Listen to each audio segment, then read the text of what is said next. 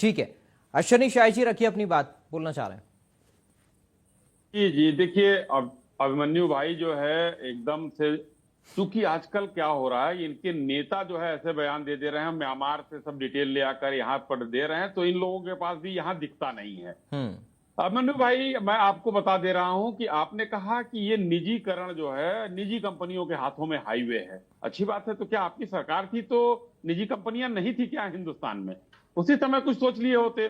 श्रद्धेय अटल जी ने स्वर्ण चतुर्भुज योजना की शुरुआत की 2004 में, आपकी सरकार आते ही वो बंद कर दी गई थी योजनाएं, काफी दिनों तक बंद रही।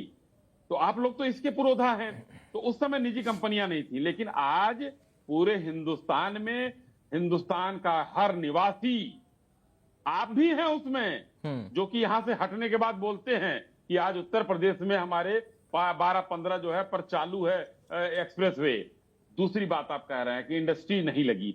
मेरे पास एक आंकड़ा है कि उत्तर प्रदेश महाराष्ट्र के बाद सर्वाधिक कंपनियां योगी राज में खुली हैं, उसकी संख्या भी बता देता हूं। महाराष्ट्र में खुली हैं 2531 कंपनियां और उत्तर प्रदेश में 1753।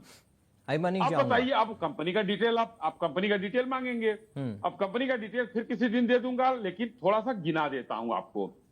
नोएडा से लेकर, पहले अभी इंदुकांत जी ने कहा तो वो सच्चाई है कि पश्चिमांचल एक हमारा ऐसा था कि जहां पर समृद्धि थी, लेकिन अब पूर्वांचल, आप गोरखपुर के गीडा में चले जाइए, वहां पर हमने जो एक बड़ी जो कंपनी बंद हो गई थी इनकी सरकार में, सीमेंट कारखाना, उसको हम लोगों ने शिलान्यास करके चालू कर दिया है। ये हमारे ही सरकार में हुआ है। दूसरा, गीडा में कम से कम 8 फैक्ट्रियां लगी हैं। ये गोरखपुर पूर्वांचल की बात हम कर रहे हैं। अभी भी माननीय योगी आदित्यनाथ जी गोरखपुर, बनारस, आजमगढ़, भदोही, प्रयागराज, वो क्या नाम है, सोनभद्र, इन सब जगहों पर, ये पूर्वांचल के जो पिछड़े हुए थे, यहां पर काम कर रहे हैं। कई जगहों पर अप्रैल पार्क खुल गए हैं। आईटी के क्षेत्र में जो है आगे बढ़ा रहे हैं, यहां तक आगरा को आईटी के क्षेत्र में आगे बढ़ा रहे हैं, लखनऊ को बढ़ा रहे हैं, नोएडा तो मान लीजिए जो था उसको और आगे बढ़ेगा।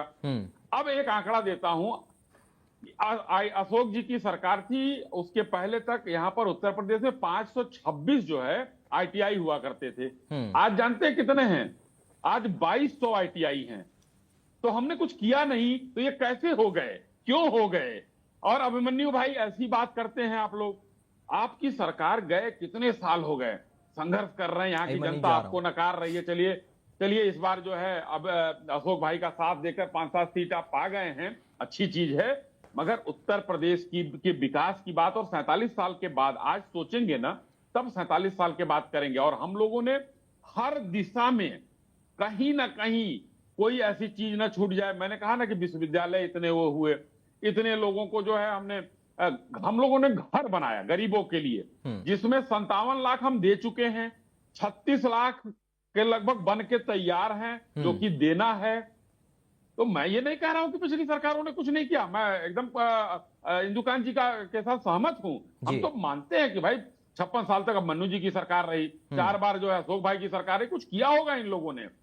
हम लोगों ने उसको आगे बढ़ाया, और आगे नहीं बढ़ाया, बहुत आगे बढ़ाया, क्योंकि उत्तर प्रदेश में 1 लाख रुपया से ऊपर पर कैपिटा इनकम करने के बाद, और इनके पास तो 50,000 था, और 1 डिस्ट्रिक्ट 1 माफिया हमने खत्म किया।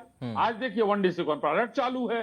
तो ये आमूल चूल जो परिवर्तन हुआ है, यही बात है चश्मे का, कि आपने चश्मा कौन सा लगाया हुआ है। जी ठीक है।